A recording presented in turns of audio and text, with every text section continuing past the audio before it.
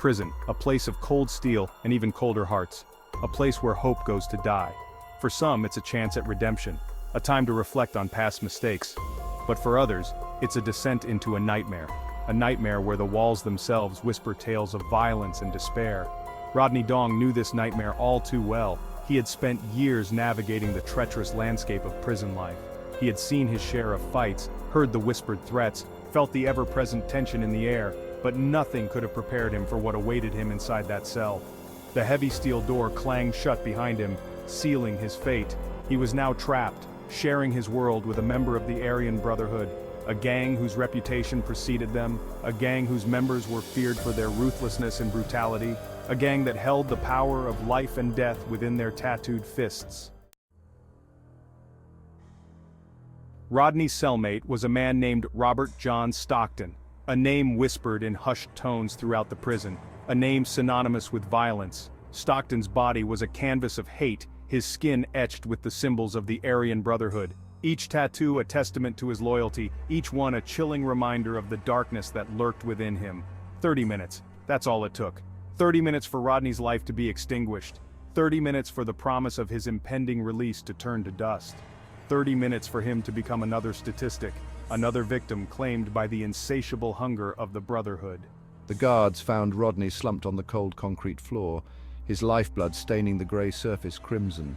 A single, crudely fashioned shiv lay discarded nearby, its point still wet with blood.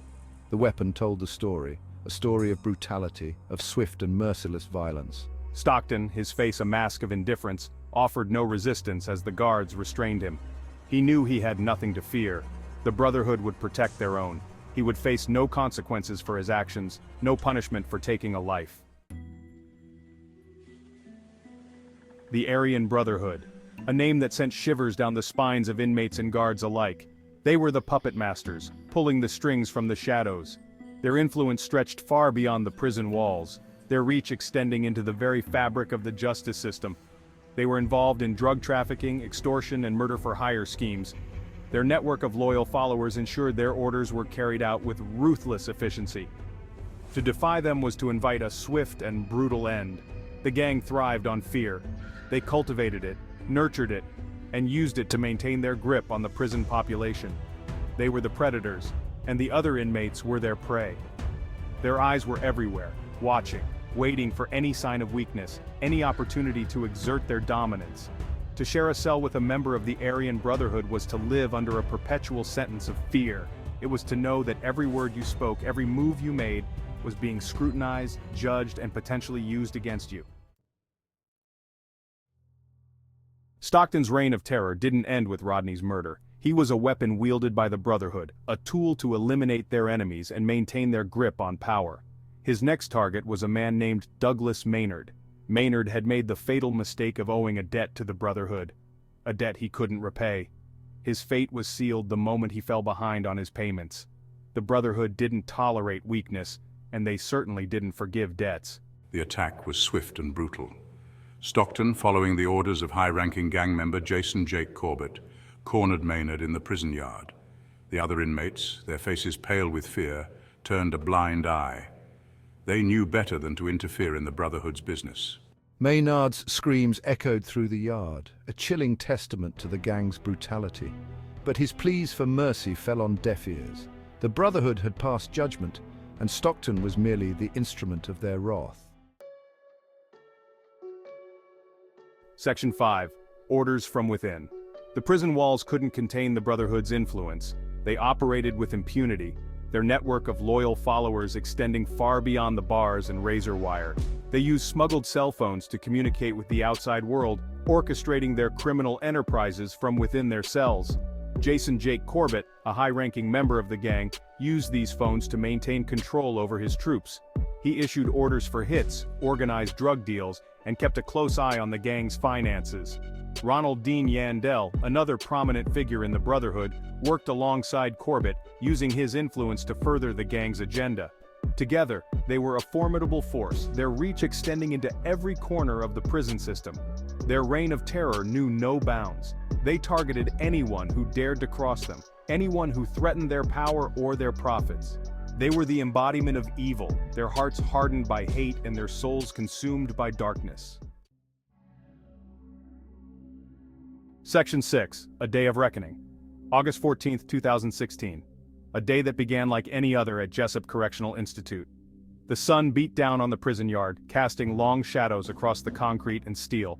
Inmates shuffled about, their movements restricted by the ever-present watchful eyes of the guards. John O'Sullivan, his mind preoccupied with thoughts of his family, his impending release, didn't notice the three men watching him from the shadows. He didn't see the glint of steel, the cold, calculating look in their eyes. He had become a target, a pawn in the Brotherhood's twisted game. His crime? He was an easy mark, a way for the gang to send a message written in blood. As O'Sullivan made his way back to his cell after recreation time, the three men struck: Vincent Bunner, Calvin Lochner, and Brian Hare. Three names now forever etched in the annals of prison violence. Three soldiers following the orders of their master, the unseen hand of the Aryan Brotherhood. Section 7, 54 wounds.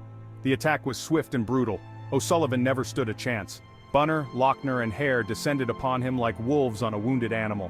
Their makeshift knives, fashioned from sharpened toothbrushes and shards of metal, flashed in the sunlight. O'Sullivan cried out in pain, his screams echoing through the prison yard. He tried to fight back, to defend himself against the onslaught, but he was outnumbered, outmatched, and out of time. 54 times they stabbed him. 54 wounds that told the story of his agony, his desperate struggle for survival. The security cameras, their cold, unblinking eyes, captured every blow, every drop of blood spilled on the concrete. Section 8, A Message in Blood. The medical examiner's report was cold and clinical, the words on the page failing to capture the true horror of O'Sullivan's death. 54 stab wounds, massive blood loss, death by exsanguination. But the report couldn't convey the fear that gripped the prison population in the aftermath of the attack. It couldn't describe the chilling message the Brotherhood had sent, a message that resonated through the corridors of Jessup Correctional Institute and beyond. The message was clear: no one was safe, not even within the supposed sanctuary of prison walls. The Brotherhood's reach was long, their vengeance swift, and their thirst for violence unquenchable. O'Sullivan's death was a grim reminder of the power the gang wielded. It was a stark illustration of the danger that lurked beneath the surface of prison life, a danger that could erupt at any moment, without warning, without mercy. Section 9. The Making of a Monster, LeFelton. A young man with a troubled past and a future full of promise. He had made mistakes, strayed from the straight and narrow, but deep down, he yearned for redemption. But fate, it seemed, had other plans for LeFelton. He entered the prison system a lost soul, searching for meaning, for acceptance. He found it in the most unlikely of places, in the arms of the Aryan Brotherhood. The gang saw something in Felton, potential. He was young, impressionable, and filled with a rage that simmered just below the surface. He was the perfect recruit, a blank slate upon which they could etch their hateful ideology. They showered him with attention, with a sense of belonging he had never known before. They offered him protection, a brotherhood, a cause to believe in. They gave him a purpose, a reason to embrace the darkness that had always lurked within him. Section 10. Hate's new recruit. What the Brotherhood didn't know was that LeFelton was biracial.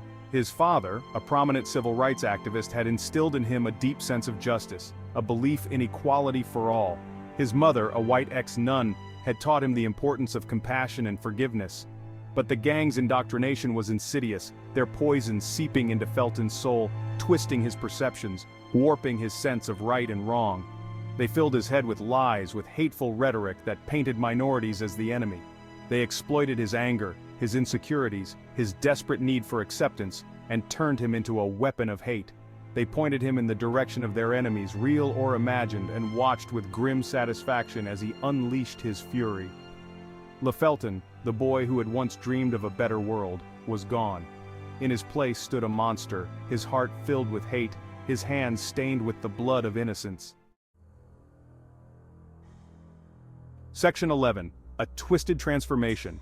Timothy Lee York. A name that sent chills down the spines of inmates who knew his story. A member of the United Aryan Brotherhood, York was a living embodiment of the gang's brutality.